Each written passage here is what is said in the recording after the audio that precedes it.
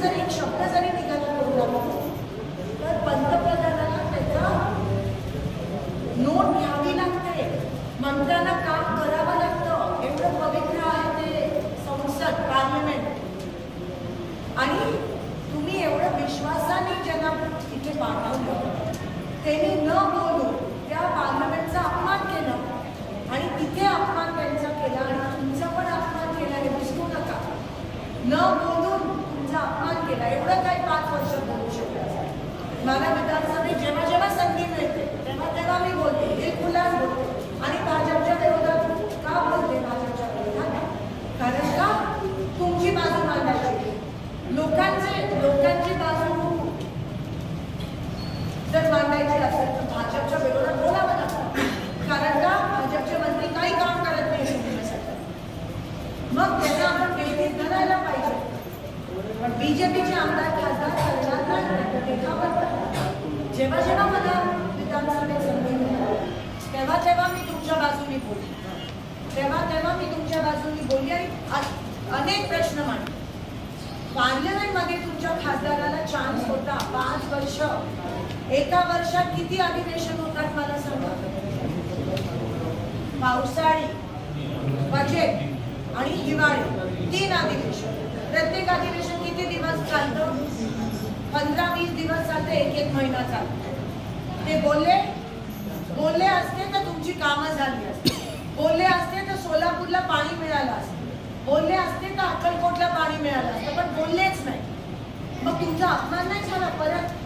परत तुमच्या बरोबर धोका करण्यात आला. मग निवडून देऊन काय उपयोग जर बोलणारच नाही आहेत तर? आणि काय बोलायचं? फक्त मागायचंय तुमच्या बाजूने, फक्त तुमच्यासाठी मागायचं. आणि एवढा जर पुन्हा पुन्हा पुन्हा तुम्हाला विश्वासघात होत असेल तर पुन्हा तुम्ही भाजपला मतदान करणार आहात. म्हणून मी सोपं गणित तुमच्या समोर मांडते. मी माझ्यासाठी मतदान मागायला आली नाही, मी तुमच्यासाठी मतदान मागायला. तुमची लढाई आहे, आपल्या सगळ्यांची लढाई आहे.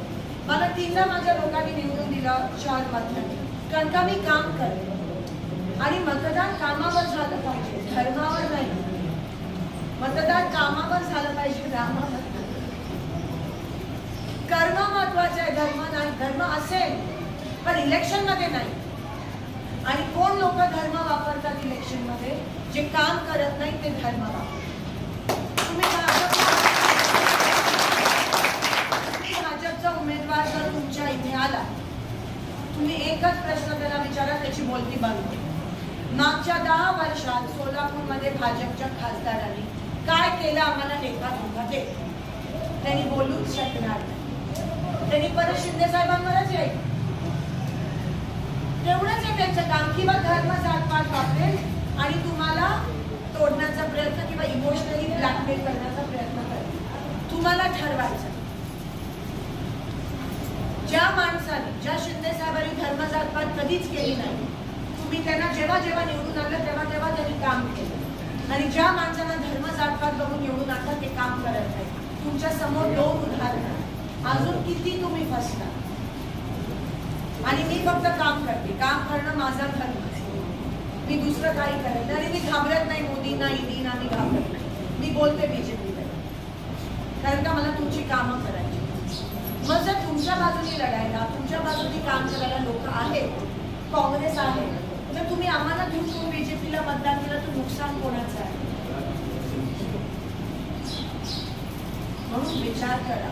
अजून एक म्हणा, तुमचा काय मतदार असतात ज्यांनी अजून ठरवलं नसतं.